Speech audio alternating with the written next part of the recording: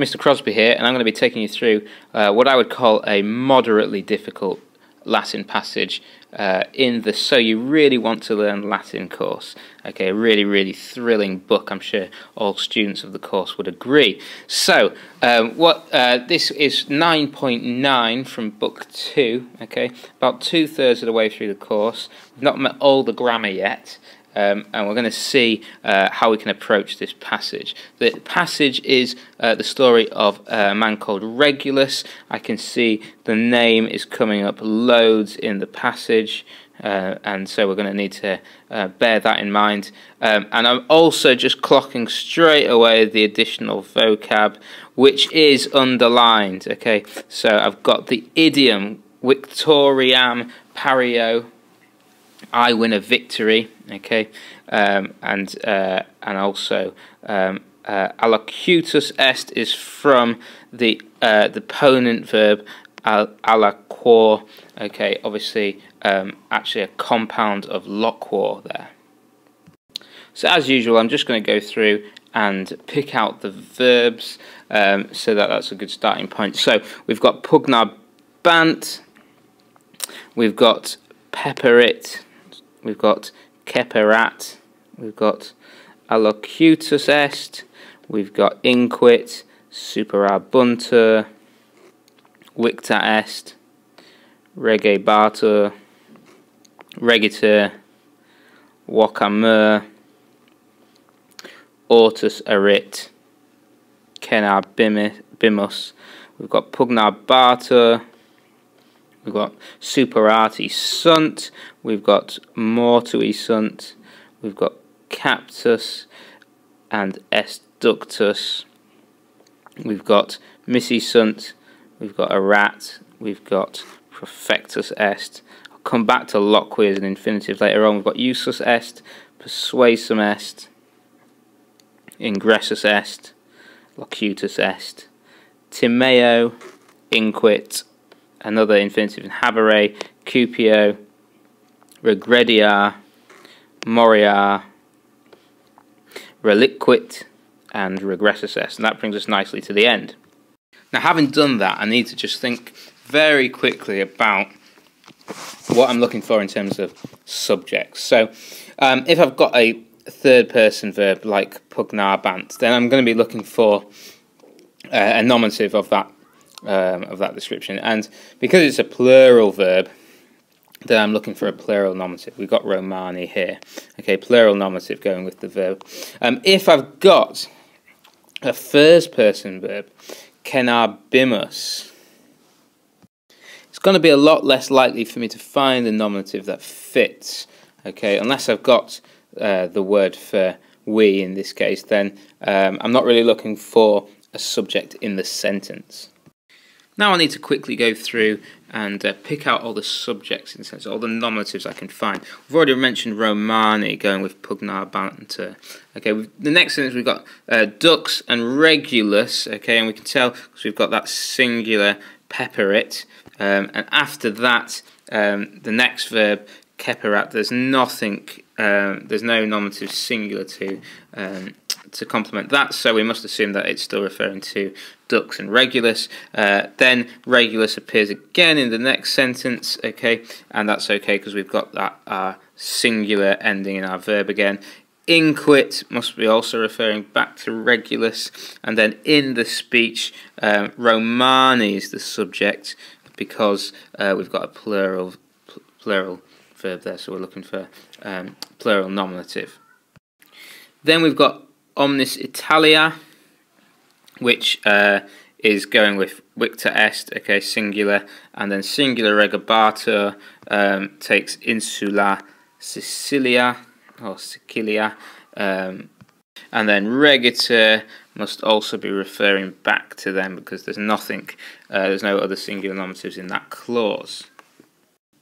Now we come to vocamur, and that is a first person plural. So we're looking for nos, and have we got it? Of course we do. We've actually got it twice. Okay, ordinarily we might not need that, but as nos is often used for emphasis anyway, the two uses here will become very appropriate as we translate. We'll come back to that.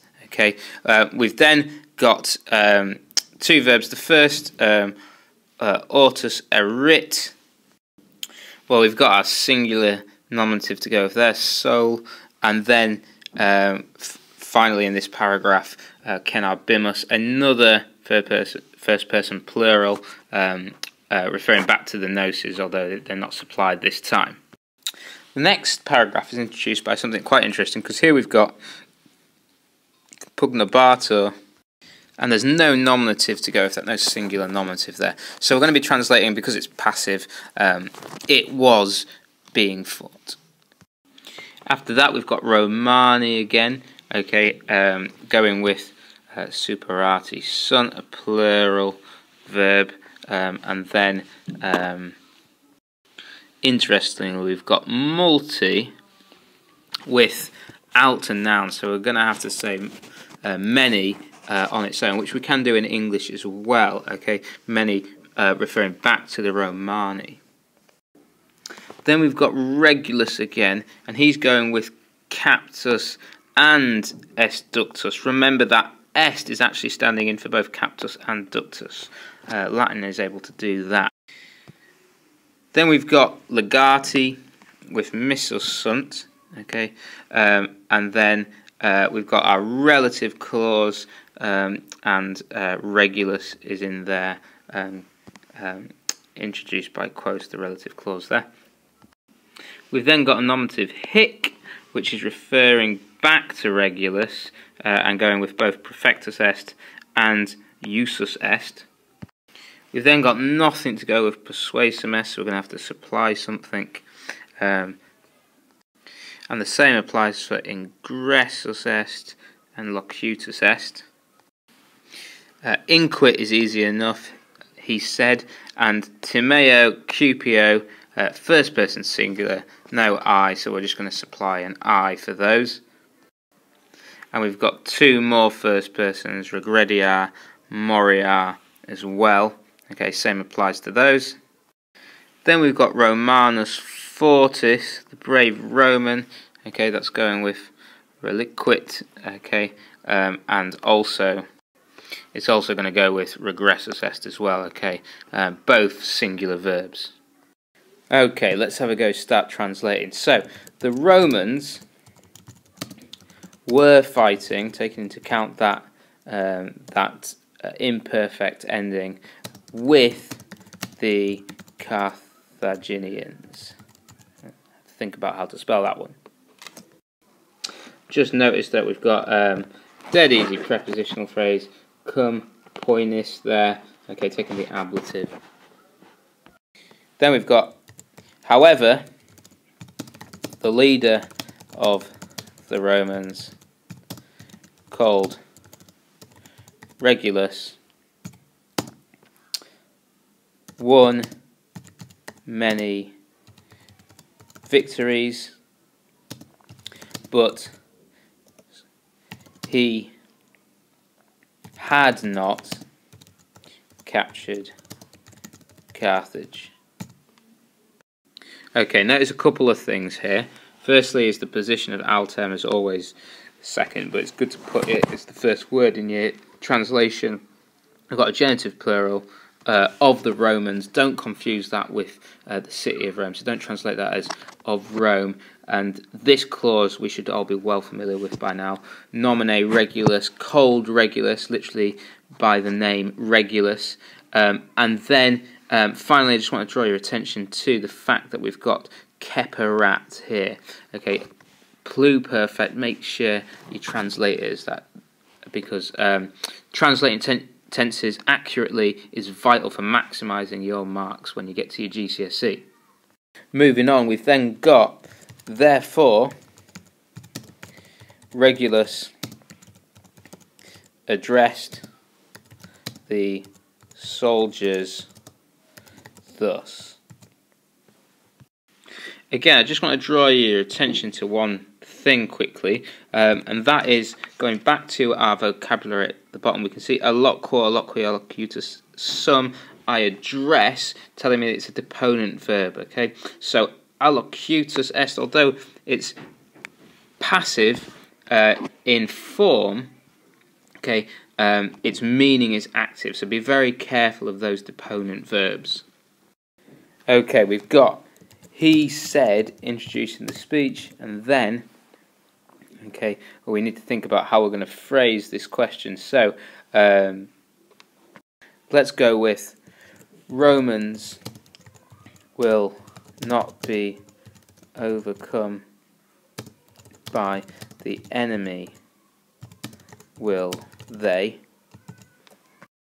So I just need to draw your attention to the num here, okay, introducing a question that expects a no. So we've got to be careful how we phrase that, okay. Also, we've got our passive here, a Romani, are suffering the verb, and a prepositional phrase, by the enemy. Notice we've got a plural ending, but enemy tends to be a plural noun, so we don't need to write by the enemies in this case. Regulus goes on to say, now all Italy has been conquered by the Romans. And you can see that the preposition here, a and ab, are introduced after the passives to introduce the agent or instrument. And this again can be shown in the next sentence. So, once the island of Sicily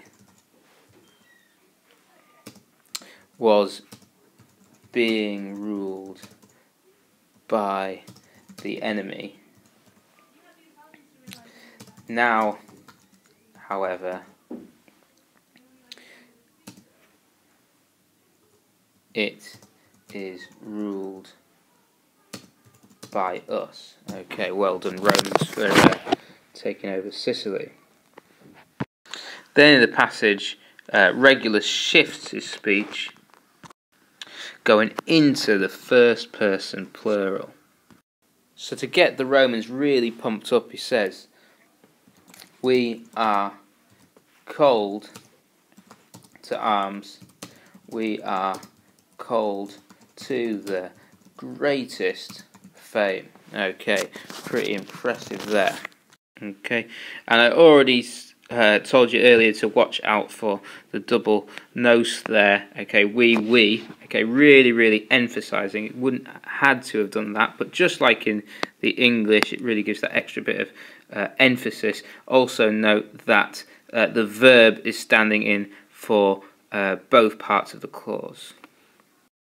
Sorry, both clauses. And to cap it all off, Regulus says, when the sun will have risen again, we will be dining in the city of the enemy. Okay, and notice this is, we don't come across it as often as maybe I would even like, but notice we've got here our future perfect, and put that together with the fact that this is a deponent verb, and this is a little section we've got to be really careful of. Okay, we've got to notice that it's passive in form, but we've got to translate it in an active meaning, and we've also got to take into account that will have future perfect sense. Okay, at this stage I'd like you to pause the video. What I want you to do is get together with a partner, go through both your passages and compare it to mine and see if you've made any mistakes and where they've come from. Okay, try and come up with some targets. Have you been picking out the correct subjects, matching them to the verbs? Have you been paying attention to whether they're singular or plural, making sure that you get nominatives that actually match?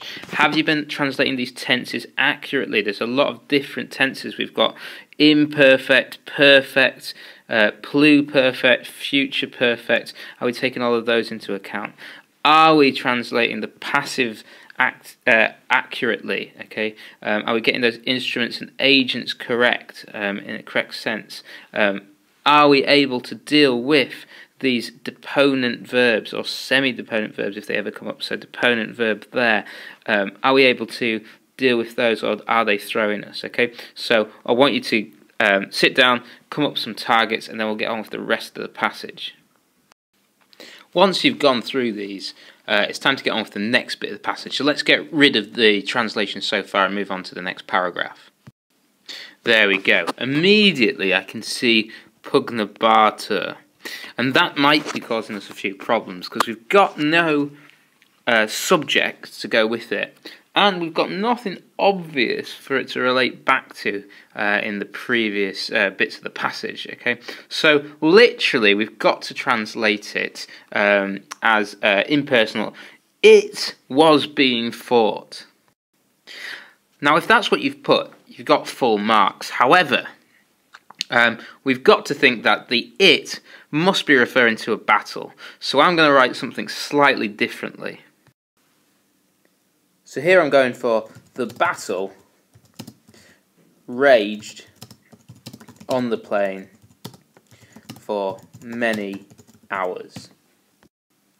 Okay, I do just want to make you aware of the multas horas there. Okay, that is an accusative of time, talking about the length. For, okay, for is a good way to translate that. The passage continues, but the Romans were overcome by the enemy at last.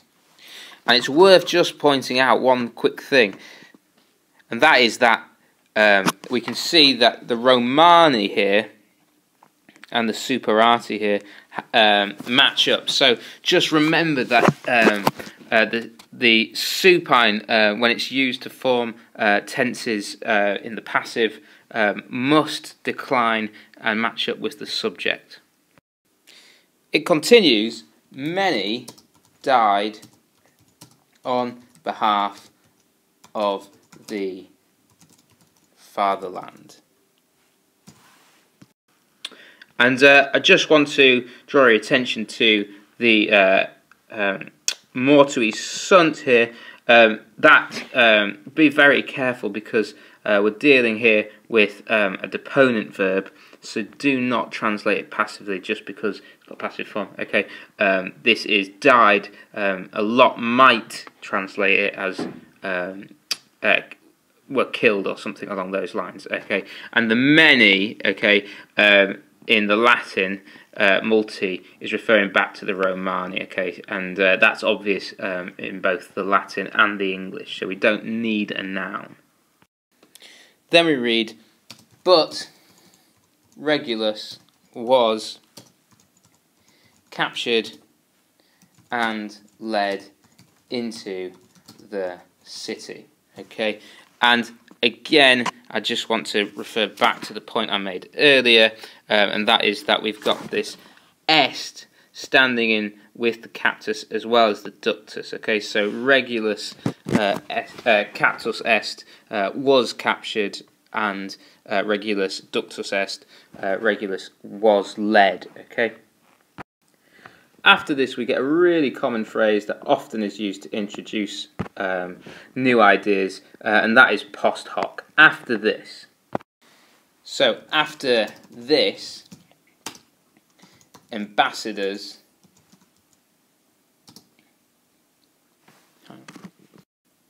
help if I could spell. It's an ambassador, not an ambassador. Ambassadors were sent to Rome. Okay, and we need to just remember Romam here is one of those ones that doesn't use a preposition.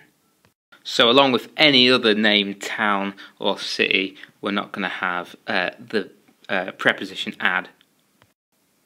Then we've got an interquos here, interquos, and normally we see a relative straight away. We don't normally have a preposition with it, but that is to be taken together. So we need to be taking this as among whom. And that's referring back to the legati and the quos accusative dictated by the preposition inter. So among whom was Regulus.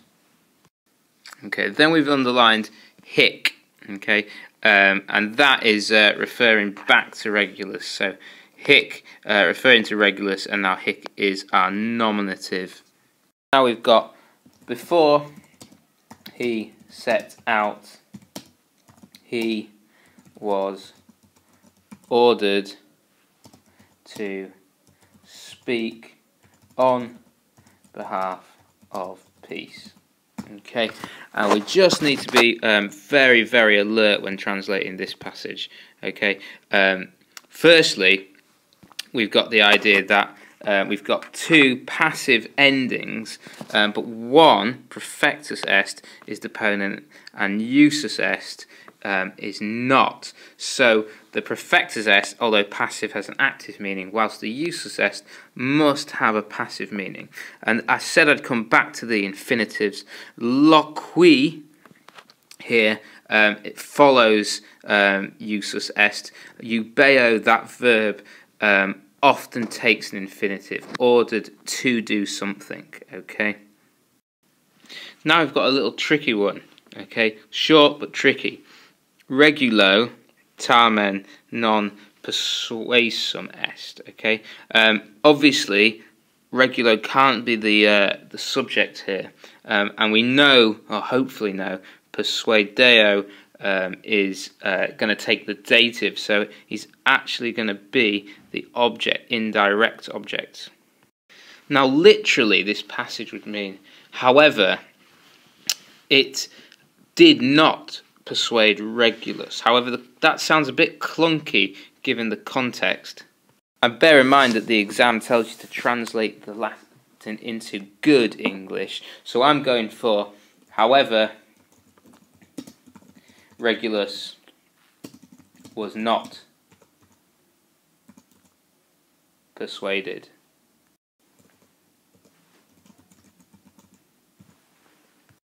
Now we've got he went into the Roman Forum and spoke on behalf of war. Okay, what a shocker. So, again, let's just remember that we're dealing with two very common deponent verbs here.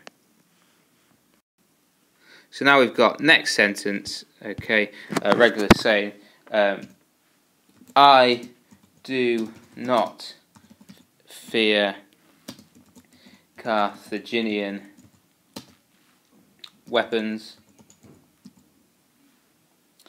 Okay. He said, nor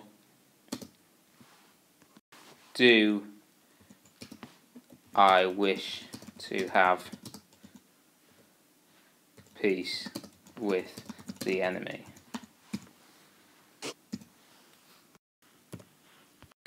Okay, we've got, again, we've got some first persons are back. So we've got to deal with our first person verbs, timeo and cupio, and also, again, another infinitive, and cupio is one of those verbs that really often is introduces an infinitive, I desire to do something. Regulus finishes his moving speech with, now I will go back to the enemy and die on behalf of the country. Okay. Notice again our verbs here. We've got two verbs that might catch you out a little bit, because we've got to check we recognise that these are endings are actually future endings. Remember that the third, fourth and mixed conjugations are going to have that A vowel in the future, even though they look a little bit like the present. Okay, so just watch out for those. The passage finishes coming out of direct speech. Thus, the brave Roman left, and I think we can supply a his here, his friends, although a or the, the friends or friends would have been okay, and went back to the barbarians, obviously referring to the Carthaginians. Okay, so that brings us to the end of the thrilling episode of Regulus.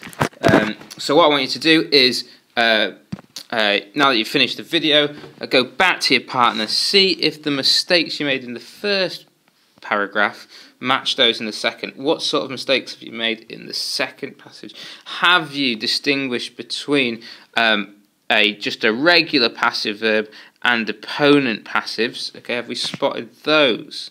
Okay, have we been able to deal with these tricky future vowels? Okay, or did they catch us out? Did we deal with the accusative of time? Did we deal with Roman without that preposition? And how about, was our relative clause okay? Okay, or do we need to go back and check out those? And what about the infinitives? Can we deal with those when they pop up in sentences? And we've got habere there as well. Okay, so compare with your partner. See if you can help each other come up with some targets. So swap books and see if you can set targets for the other one. Okay, thanks for listening. Not that you really had a choice.